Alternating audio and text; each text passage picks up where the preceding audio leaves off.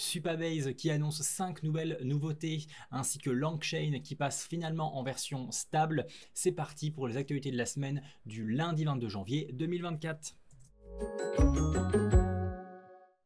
Bonjour à tous, c'est Brian de DevTheory, la chaîne pour devenir et rester un bon développeur JavaScript.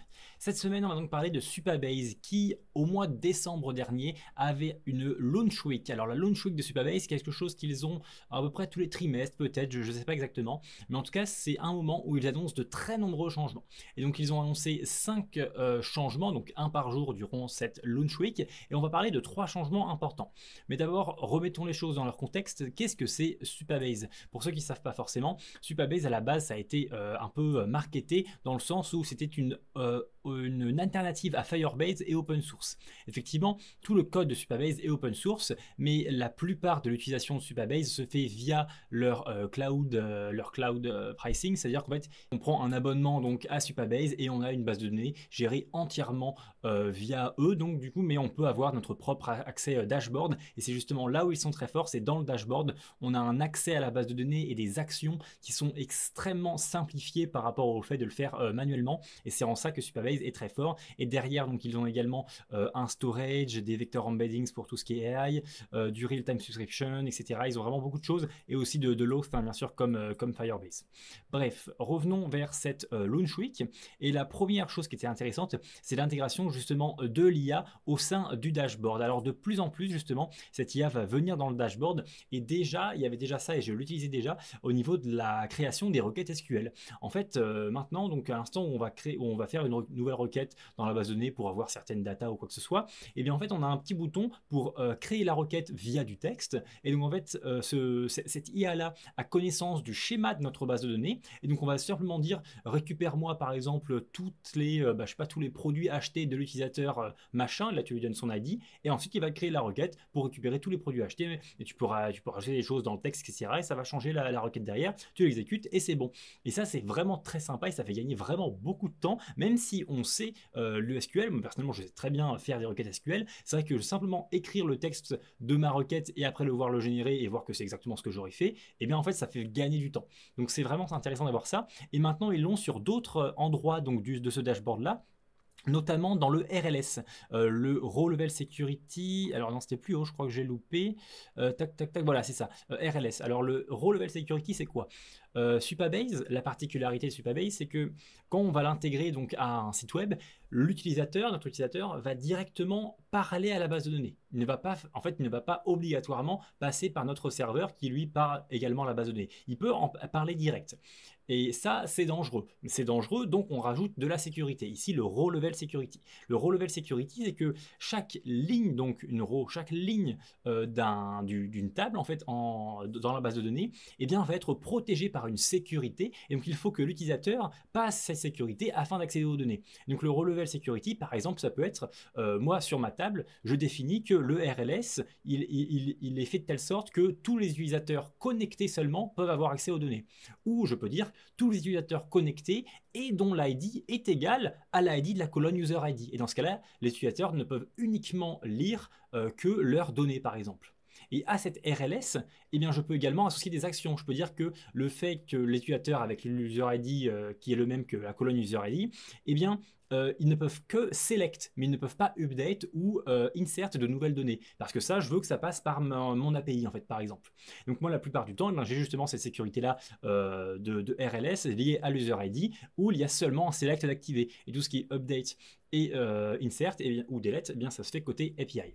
Donc ça, c'est intéressant. On va pouvoir maintenant générer ces RLS-là via de l'IA. Donc ça veut dire qu'on va pouvoir faire des choses plus compliquées. On va pouvoir dire, par exemple, je prends l'user ID depuis la RLS, je prends l'user ID et je vais vérifier dans une autre table si cet user a le rôle machin, et s'il a le rôle machin, alors il peut bel et bien update ça, par exemple. Et ça, c'est possible de le faire. Maintenant, on peut le faire via l'IA. Donc en fait, c'est encore plus simple d'avoir des cas plus complexes de RLS sur Supabase, et ça, c'est intéressant.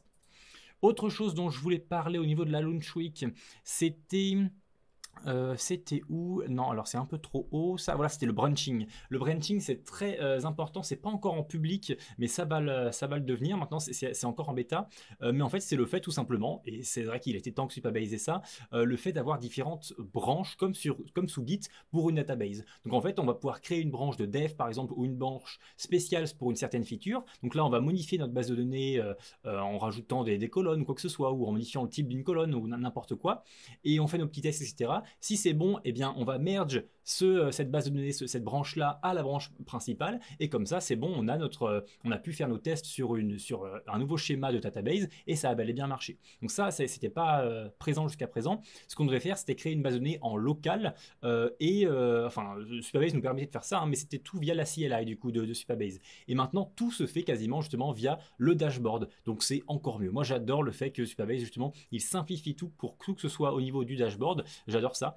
Certains n'aiment pas ça, hein. Certains veulent tout faire en CLI, mais c'est possible hein, pour eux. Mais moi, je préfère vraiment tout gérer depuis le dashboard. C'est beaucoup plus simple, même si on connaît les commandes, etc. C'est juste plus rapide, comme par exemple l'intégration de l'IA. Donc moi, c'est des changements que j'apprécie beaucoup au sein de Supabase et c'est pour ça que j'utilise Supabase sur tous mes projets.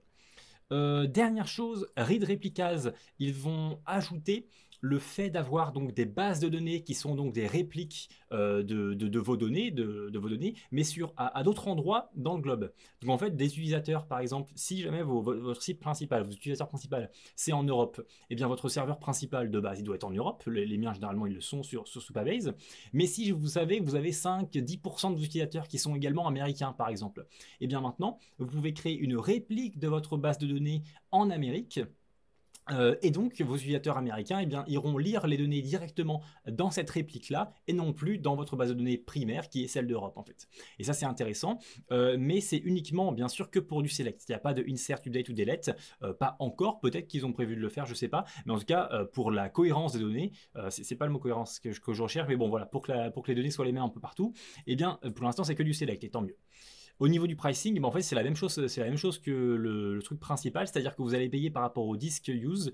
Donc en fait, ça va un peu doubler votre disk usage puisque vous allez avoir dupliqué votre base de données. Et également au niveau du compute hour computing, je ne sais plus exactement où c'est, ça doit être vers là, justement, voilà, compute hours, justement, vous allez également payer le fait justement qu'il y ait des requêtes et donc les requêtes qui sont envoyées, etc.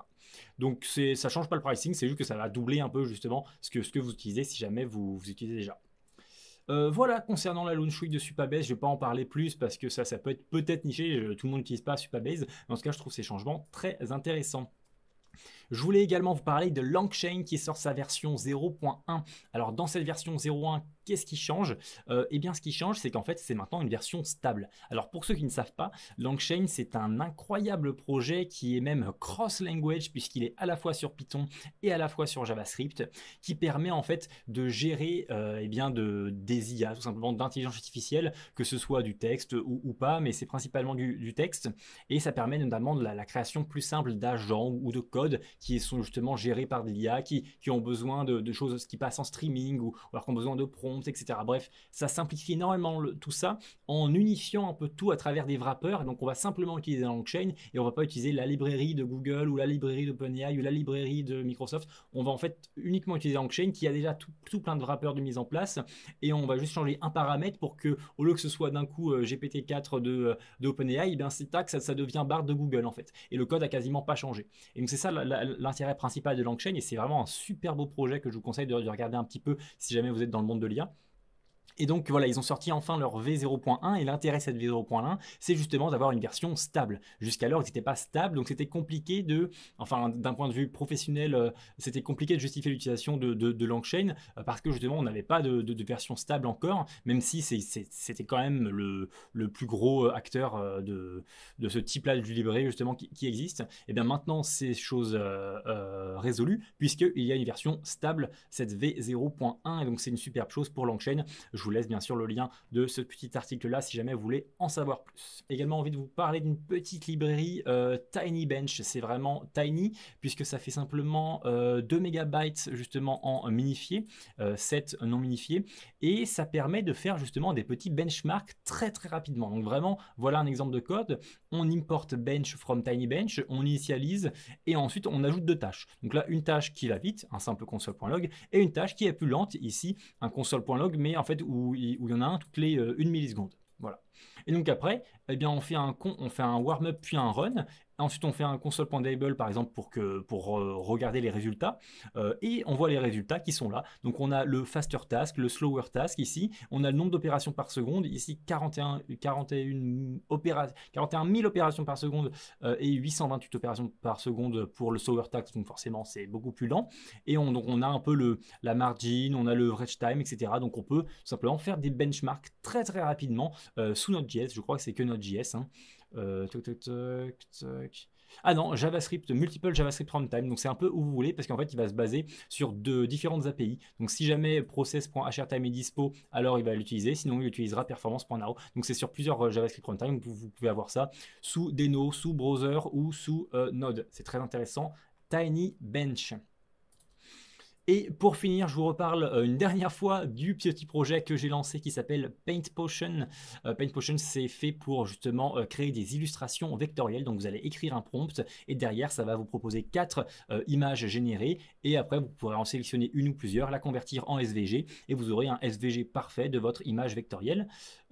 Pourquoi je vous en reparle? Parce que j'ai légèrement changé le pricing, enfin pas le pricing, mais la gestion des crédits. Avant, il y avait une sorte de gestion de crédit où en fait, il fallait à la fois comprendre qu'il y avait des crédits utilisés pour la génération d'images et pour la conversion en SVG. Eh bien, j'ai enlevé ça et maintenant, il y a simplement une chose à comprendre, c'est que vous avez 100 générations de vecteurs et donc vous pouvez générer des images et convertir toutes celles que vous voulez en SVG parce que dans tous les cas, vous aurez donc 100 images générées à la fin. Comme c'est écrit ici, c'est un projet qui est en pré-vente, donc la pré-vente se fait jusqu'à la fin du mois de janvier, donc là c'est pour ça que c'est la dernière fois que j'en parle. Ceux qui sont intéressés ou si jamais vous connaissez des personnes intéressées, n'hésitez pas à aller dans le lien en description, sachant que bien sûr, je le répète ici, je me fais aucune marge sur ces prix-là, même depuis ce petit changement, je perds de l'argent sur le pack standard et le pack premium, mais c'est surtout pour construire un produit qui est intéressant avec des personnes que ça intéresse, que je fais ça pour l'instant, et c'est pour ça donc justement que c'est en pré-vente. Voilà tout pour cette semaine. Écoutez, je vous mets bien sûr le lien de tout ce dont on a parlé cette semaine juste en dessous en description. Quant à nous, on se retrouve dès lundi prochain et je vous souhaite un très très bon codage. À très vite.